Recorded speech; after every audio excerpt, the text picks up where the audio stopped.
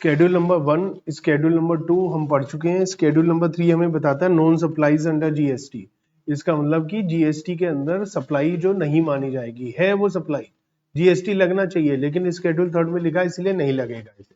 ये section 7(2)(a) में भी बता रखा है।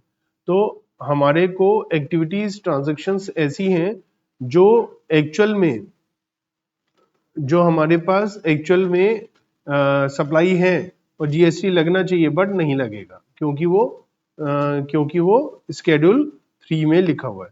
तो activities transaction specified under schedule 3 section 7(2)(a) वो बताता है कि स्केड्यूल 3 में जो भी चीजें हैं ना तो वो सप्लाई ऑफ गुड्स होगा ना ही वो सप्लाई ऑफ सर्विस होगा। क्लियर? तो उस पर ना तो सप्लाई ऑफ गुड्स है ना सप्लाई ऑफ सर्विस है, तो उस पर जीएसटी नहीं लगेगा। तो ये हम क्या कह सकते हैं इसे? Non supply. क्या कह सकते हैं हम इसे? Non supply. तो ये हम नेगेटिव लिस्ट भी कह सकते हैं कि भैया नेगेटिव लिस्ट है, इसमें जो भी चीजें हैं उस पर हमारा जीएसटी नहीं लगेगा। ठीक है। It is important to note कि इसके अलावा भी गवर्नमेंट चाहे तो टाइम टू टाइम नोटिफाई कर सकती है नोटिफिकेशन के थ्रू कि ये चीजें नॉन सप्लाई मानी जाएंगी। तो नॉन सप्लाई केवल ये नहीं है कि जो स्केड्यूल 3 में है वही नॉन सप्लाई है, इसके अलावा भी गवर्नमेंट नोटिफिकेशन बोलकर बता सकती है कि भैया ये इन चीजों पर भी जीएसटी नहीं लगेगा। और इसके अलावा कुछ सर्कुलर भी इशू करे जा सकते हैं क्लेरिफिकेशन के लिए, अगर कोई भी नॉन सप्लाई है तो उनको क्लेरिफाई करने। तो क्या क्या हो गया? नॉन सप्लाई स्केड्यूल 3 में हो गया, और नॉन सप्लाई नोटिफिकेशन के थ्रू हो गई, और क्या हो गया? नॉन सप्लाई सर्कुलर के थ्रू। तो हमारी 3 चीजें हैं जिसके थ्रू नॉन सप्लाई हो सकती है। तो हम क्या पढ़ रहे हैं? हम पढ़ रहे हैं जो नॉन सप्लाई है स्केड्यूल नंबर 3 में वो क्या है। तो सबसे पहले है service by employee to employer. जो एम्प्लॉय एम्प्लॉयर को सर्विस देता है उस पर जीएसटी नहीं लगेगा। नहीं तो एम्प्लॉय एम्प्लॉयर को सर्विस दे रहा है, सप्लाई और सर्विस है, तो उस पर जीएसटी लगना चाहिए, तो उस पर जीएसटी नहीं लगेगा। क्लियर?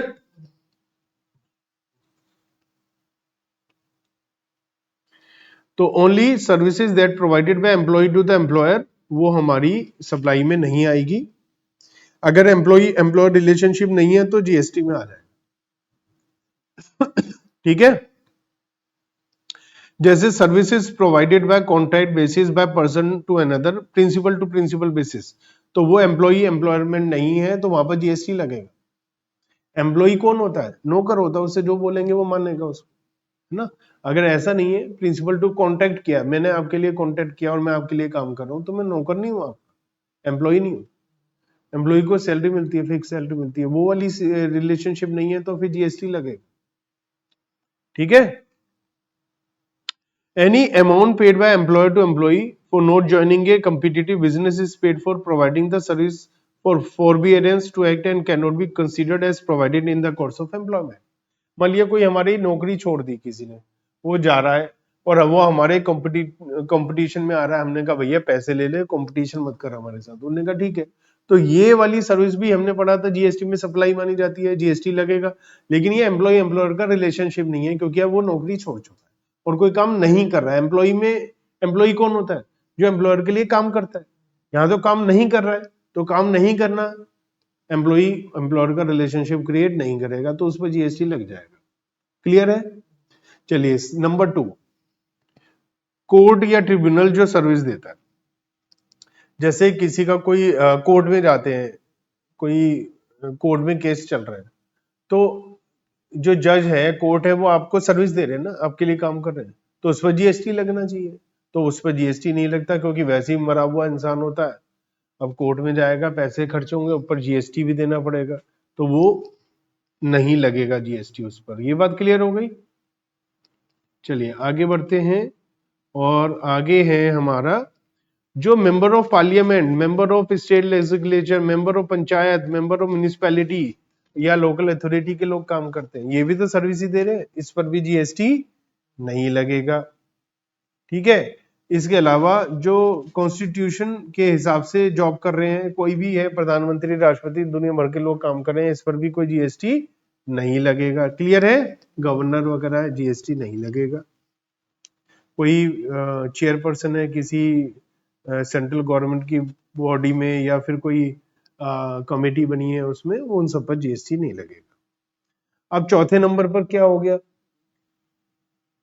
कोई इंसान भगवान को प्यारा होगा तो उसे कहां पर लेकर जाओगे? शमशान घाट, है ना?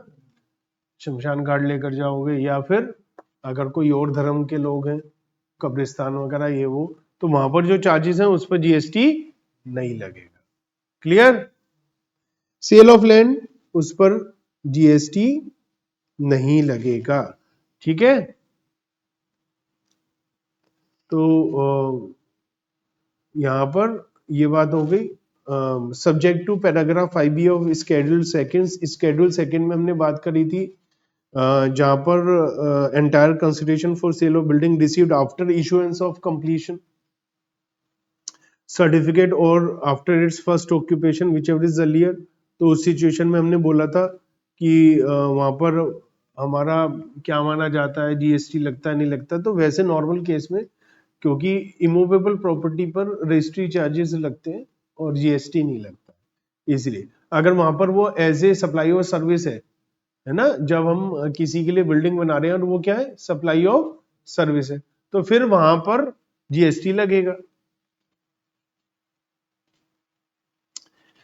एक्शनेबल क्लेम्स, जैसे कि अलग अलग डेफिनेशंस हैं।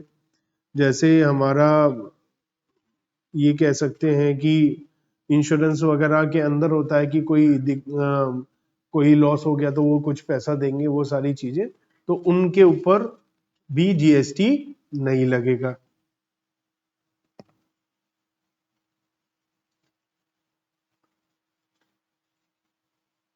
ठीक है? Now the question arises, what is the specified actionable claim? तो क्या है specified actionable claims? Mean the actionable claim involving by way of batting, casino, gambling, horse lottery, ये जुआ वगैरह सब खेल रहे हो, तो ऐसी सिचुएशन में क्या होगा? ये कह रहे हैं actionable claim are specifically included in the definition of goods. तो refer the definition of the actionable claim and goods given under the heading relevant definition. However, this para schedule third specifically exclude actionable claim other than actionable claim for the ambit of definition of supply. Co-joint reading of such provision implies only specified actionable claim are treated as supply. तो सारा कुछ मिलाकर, कुछ हटाना लगाना, सब कुछ मिलाकर क्या है, स्पेसिफाइड एक्शनेबल क्लेम ही इंक्लूड होंगे। तो कहने का मतलब जुआ खेलोगे तो जीएसटी लगेगा, वरना नहीं लगेगा। क्लियर? तो ऐपबाजी करोगे तो जीएसटी लगेगा, वरना नहीं लगेगा। ठीक है? तो ऑनलाइन गेमिंग वगैरह के लिए बोला है, जहां पर पैसा जमा कराया जाता है वहां जीता वगैरह जाता है ना? तो उसके लिए ऑनलाइन गेमिंग वगैरह है, तो वहां पर भी सब पर जीएसटी वगैरह इंक्लूड कर लिया गया है। Some of the other example of actionable right to recover insurance money, claim for arrear of rent. मैंने बताया था ना, इंश्योरेंस के क्लेम के लिए एक्शनेबल क्लेम वगैरह होते हैं। Claim for the future rent, unsecured loan, bill of exchange, मतलब किसी सिचुएशन में आपको पैसा मिलेगा, वो सब एक्शनेबल क्लेम होते हैं।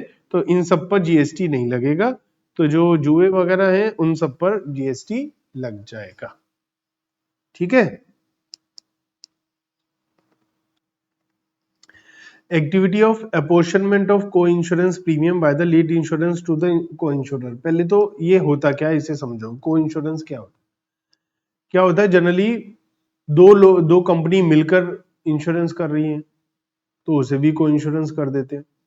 तो for the insurance services jointly supply by lead insurer and coinsurance to the insurer in coinsurance agreement subject to the condition the lead insurer pay the central tax, state tax, union territory tax and integrated tax on the entire amount paid by the insurer.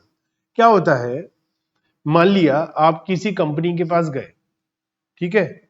आप किसी company के पास गए और आपने उनसे कहा मुझे insurance चाहिए, है ना?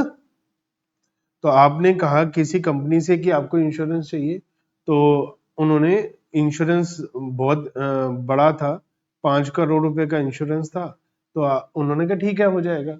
लेकिन कंपनी का एक रिस्क लेने का एक लिमिट है।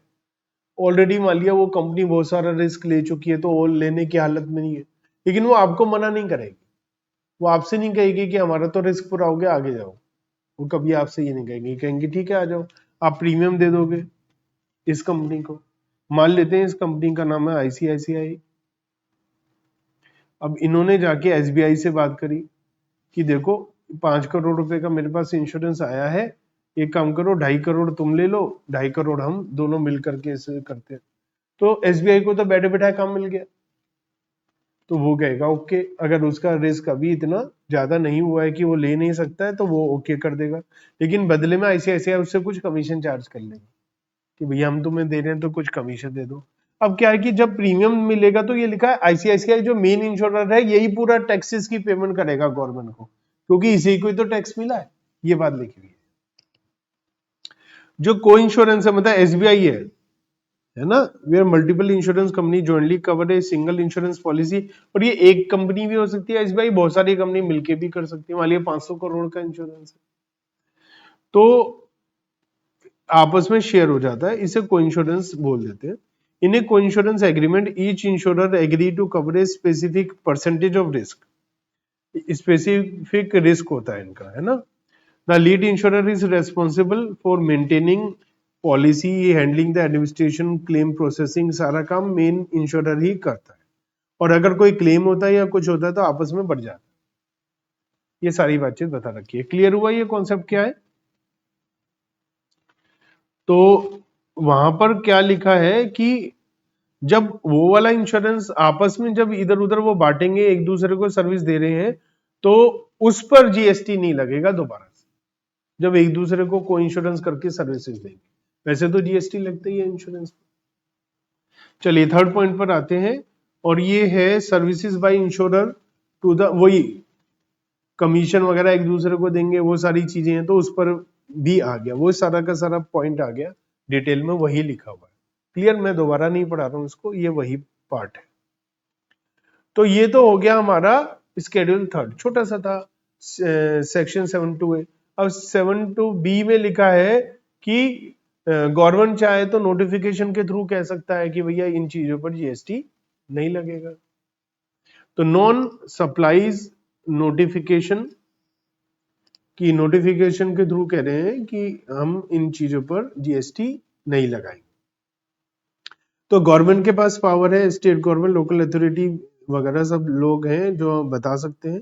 तो क्या क्या है फिलहाल इस पॉइंट के अंदर, तो activity in relation to panchayat municipality वो हमने वैसे भी बात कर ली थी। Grant of alcoholic liquid licence, अब ये अल्कोहल तो जीएसटी के दायरे से बाहर है, और इस जीएसटी ये जो लिक्विड लाइसेंस है इस पे करोड़ों अरबों रुपए स्टेट गवर्नमेंट वगैरह चार्ज करती है लिक्विड लाइसेंस लेने के लिए, तो उस पर जीएसटी नहीं लगेगा, क्योंकि लाइसेंस देना भी सप्लाई और सर्विस होता है, तो उस पर जीएसटी नहीं लगेगा, क्योंकि वो ऑलरेडी इतना अमाउंट है। जीएसटी देगा तो मतलब देखो, मान लिया मैं आपसे कह रहा हूँ 1 लाख रुपए दो मुझे, अब उस पे 1 लाख रुपए मेरे ही जेब में आ रहे हैं। अब अगर उस पर हो कि जीएसटी भी लगेगा मान लिया 30%, तो आपकी जेब से 1,30,000 जाएंगे, तो आप कहोगे भैया इतना ज्यादा, तो मेरे जेब में 70 आएंगे, 30 गवर्नमेंट की जेब में चले जाएंगे। हमने कहा नहीं भैया सारा पैसा हम लेंगे, इस पे जीएसटी हम नहीं लगाएंगे, ठीक है। तो ये बात क्लियर हो गई। ये नोटिफिकेशन नंबर वगैरह नीचे दे रखे, उसके बदले में पैसा वगैरह लिया जाता है, ठीक है। तो यहाँ पर बोल दिया कि भैया हम इस पर जीएसटी नहीं लगाएंगे। भाई जब अल्कोहलिक लिक्वर ही जीएसटी के दायरे से बाहर है, तो उसका लाइसेंस भी इन्होंने बाहर से कर दिया। इसके अलावा हम क्या है, सर्कुलर के थ्रू भी कह सकते हैं, है ना। तो इन्होंने कुछ सर्कुलर के थ्रू बताया है। तो inter state movement of various mode of conveyance, inter state movement of various mode of conveyance between distinct person including train, buses, truck. अब एक स्टेट से दूसरी स्टेट में जा रहा है तो हर एक स्टेट कहेगा जी टैक्स टैक्स टैक्स, तो वो मूवमेंट हो रहा है तो उस पर जीएसटी नहीं लगेगा। ठीक है, चाहे उसमें कैरिंग ऑफ गुड्स है, पैसेंजर है, या दोनों है, या रिपेयर मेंटेनेंस के लिए एक कन्वेंस दूसरे में जा रही है, उसके ऊपर जीएसटी नहीं लगेगा। Except in case where such movement is for further supply of same conveyance. इसका मतलब क्या है? मान लिया एक कार बेची, अब आप बताइए कार हम खरीद रहे हैं और उसका जो मेन, मान लिया हम दिल्ली में बैठे हैं और उसकी फैक्ट्री पुणे में, तो क्या हम पुणे से गाड़ी खरीद कर लाएंगे? हम तो दिल्ली से ही खरीदेंगे, तो पुणे से दिल्ली आएगी गाड़ी, तो वो मूवमेंट हो रहा है गाड़ी का और वो गाड़ी ही बिकनी है, तो वहां पर जीएसटी लगेगा क्योंकि वो तो मूवमेंट ऑफ गुड्स ही हो रहा है ना। समझ में आया? तो ये बात आपको ध्यान में रखनी है। ठीक है,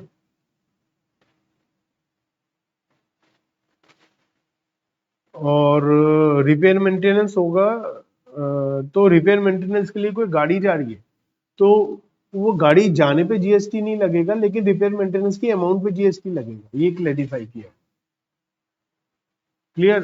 तो ये हो गया पॉइंट। अब है inter statement movement of rigged tools spares and all goods on wheels, है ना, जैसे क्रेन जा रही है या कोई सामान जा रहा है और स्पेयर पार्ट्स वगैरह जा रहा है, तो above circular shall apply on also to these items except कि ये फर्दर सप्लाई के लिए, मतलब अगर हम कोई जैसे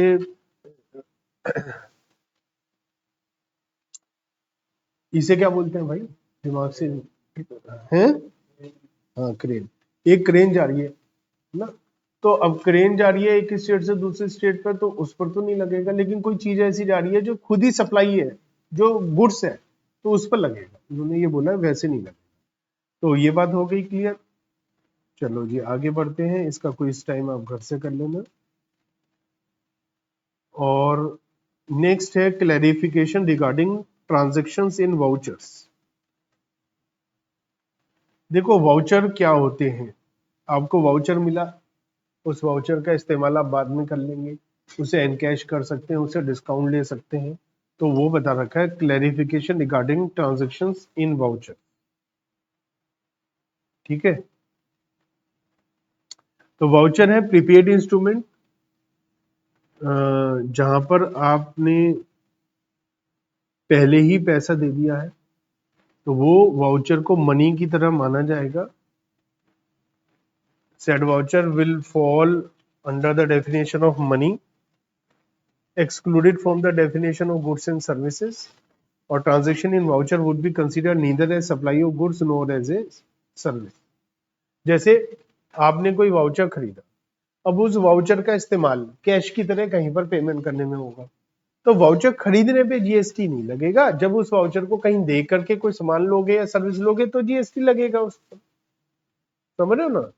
अगर उस पर वाउचर लेने पर भी जीएसटी लग गया तो डबल डबल जीएसटी हो जाए। ठीक है, जैसे उस वाउचर का इस्तेमाल आप कहीं पर भी कर सकते हैं। जैसे मान लिया मैंने अमेजोन से वाउचर खरीदा 1000 रुपए का, उस 1000 रुपए का मैंने गिफ्ट कर दिया आपको, और वो वाउचर आप जो है अमेजोन में कहीं पर भी किसी चीज के खरीदने के लिए यूज कर सकते हैं। और वो वाउचर खरीदूंगा उस पर जीएसटी लगेगा, फिर उससे आप खरीदोगे फिर जीएसटी लगेगा, तो वो झंझट ना हो, इसलिए इन्होंने कहा कि भैया ये वाला वाउचर तो छोड़ दो, इसमें कुछ नहीं। और दूसरा है जो प्रीपेड इंस्ट्रूमेंट नहीं है, not a prepaid instrument. Voucher is an instrument which creates obligation on supplier to accept it on consideration, part consideration, and assure the beneficial voucher holder to claim certain goods services. तो said voucher shall be considered as extendable claim. जैसे आपको एक voucher मिल गया, उस voucher के लिए या तो आपने कुछ दिया नहीं है या पार्ट पेमेंट करा है, और उसका आप इस्तेमाल कर सकते हो। अब आपकी इच्छा, आप उसका यूज करोगे या नहीं करोगे। जब यूज करोगे तो ठीक है, नहीं करोगे तो नहीं। तो ये एक्सटेनेबल क्लेम हो गया एक तरीके का, कि आपकी एक्शन पर डिपेंड करेगा, है ना। जैसे मान लिया एक वाउचर खरीदा मैंने रेस्टोरेंट का, सर्विसेज का, वहां पर मैं जाऊंगा तो मुझे वहां पर रेस्टोरेंट में मैंने पेमेंट करके वाउचर खरीदा, और वो वाउचर कैश की तरह यूज नहीं होगा, मनी की तरह यूज नहीं होगा, उसमें कुछ बेनिफिट्स मिल जाएंगे। The external claim other than specified extendable claim जो होते हैं वो treated neither as supply of goods not a service, तो वो भी एग्जम्प्ट होगा। ठीक है, क्योंकि वो केवल ऑनलाइन बैटिंग और तो अब क्या है, thus the transaction in voucher themselves cannot be considered either as a supply of goods or supply of services. However, supply of underlying goods or service for which voucher are used as a consideration or as a part consideration may be taxable under GST. तो कहने का मतलब यह है फिलहाल कि आपने कोई वाउचर वगैरह लिए उस पर कोई जीएसटी नहीं लगेगा, जब वाउचर का इस्तेमाल होगा तो उस पर जीएसटी लगेगा। ये बात समझ में आ गई, वाउचर चाहे किसी भी टाइप का। चलिए अब यहां पर है voucher, transactions in voucher by distributor, sub distributor, dealer, agent etcetera. ये क्या है, voucher distributed on principal to principal basis. तो distributor, sub distributor voucher discounted rate पर दिया, दूसरे को दिया और कस्टमर को दिया। ये प्रिंसिपल टू प्रिंसिपल बेसिस पर, मतलब एक बिजनेसमैन दूसरे को दे रहा है, तो ये कह रखा है ये ट्रेडिंग की तरह कहलाता है वाउचर की, और इस पर भी जीएसटी नहीं लगता है। दूसरा, voucher distributed on principal to agent basis. Voucher issue किया है डिस्ट्रीब्यूटर, सब डिस्ट्रीब्यूटर, एजेंट ने प्रिंसिपल टू प्रिंसिपल बेसिस पर, लेकिन यहां पर हमारा लिखा है वो एजेंट की तरीके पर काम कर रहा है and operate under specific obligation set by him, for example marketing, promotion, other support services. तो यहाँ पर लिखा है तो डीएसए जो हमारा है an commission fees which are treated as a supply service to the voucher issuer. तो GST applicable on the commission fee और any other amount by whatever name called charge for such purpose for a supply of service to the voucher issuer. अब देखो in short क्या है, again यहाँ पर भी voucher पर कोई जीएसटी नहीं, लेकिन सपोज मेरे को कहा गया मैं वाउचर दूं, आगे मैं वाउचर दे रहा हूँ, उस वाउचर को हैंडल करने और देने के लिए मुझे कुछ कमीशन मिलेगा। मुझे कहा गया आप है ना ये वाउचर बेचो आपको कमीशन मिलेगा, तो वो जो कमीशन मिलेगा उस पर जीएसटी लगेगा, ये बात बोल रखी है। तो अगेन वाउचर पर कोई जीएसटी नहीं है यहाँ पर भी। नाउ अब हमारे पास और आ गए वाउचर, यहाँ पर लिखा है एडिशनल सर्विसेज हैं, फॉर एग्जांपल एडवर्टाइजमेंट है, कोई को ब्रांडिंग कस्टमाइजेशन सर्विसेज है, कस्टमर सपोर्ट सर्विसेज हैं प्रोवाइडेड। जैसे आप कार खरीदते हो, स्कूटी खरीदते हो तो वाउचर मिलते हैं, इन वाउचर का इस्तेमाल आप अपनी गाड़ी की सर्विस कराने के लिए कर लेना, तो उस तरीके के भी हो सकते हैं। तो अलग अलग तरीके के वाउचर हैं। against a service fee, service charge, affiliated charge or any other amount by whatever name called, such service fee would be liable to GST in the hand of the service provider। तो अगर कोई service provider कह रहा है कि मैं आपको voucher देता हूं और 1000 रुपए के वाउचर है, आप अपनी इस वाउचर से 1 साल तक अपनी कार की सर्विस करा सकते हो, तो उस पर तो जीएसटी लगेगा ना भाई, वो तो एक तरीके से सामान ही बेच रहा है। वाउचर क्या, देखो मैंने आपको वाउचर दिए, अगर मान लिया एक एग्जांपल समझो, बहुत अच्छा एग्जांपल दिमाग में आया, मान लिया मेरी सर्विस सेंटर पे अपनी कार की सर्विस कराने आया, मैंने सर्विस करी, बिल बनाया, जीएसटी लगेगा या नहीं? अब क्या हुआ, मैंने आपको पहले कहा कि मेरे से वाउचर ले लो, आपने मेरे से वाउचर ले लिया, 1000 रुपए दे दिए, वाउचर ले लिया। अब मैंने कहा कि आप मेरे वहां सर्विस सेंटर में रहो और ये वाउचर दो और मैं आपसे पैसे नहीं लूंगा, तो अब वो एग्जाम थोड़ी ना कर देंगे, फिर तो गवर्नमेंट का नुकसान हो जाएगा।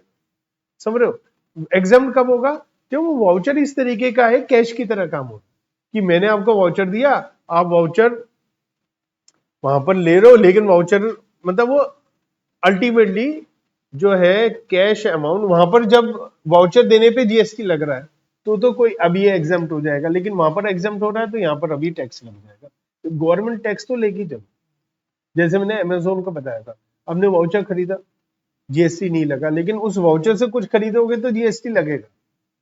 लेकिन यहाँ क्या है, क्योंकि मैं वहां पर कह रहा हूँ फ्री ऑफ, मतलब वाउचर पे ये नहीं लिखा ये 1000 वाउचर, 1000 रुपए का वाउचर है, जब मैं कुछ खरीदने जाऊंगा या सर्विस लूंगा, ये 1000 रुपए के लिए काम करेगा, मैं ये कह रहा हूँ फ्री में सर्विस मिल जाएगी आपको, तो बाद में कुछ नहीं लगेगा जीएसटी, तो अब लगा देंगे।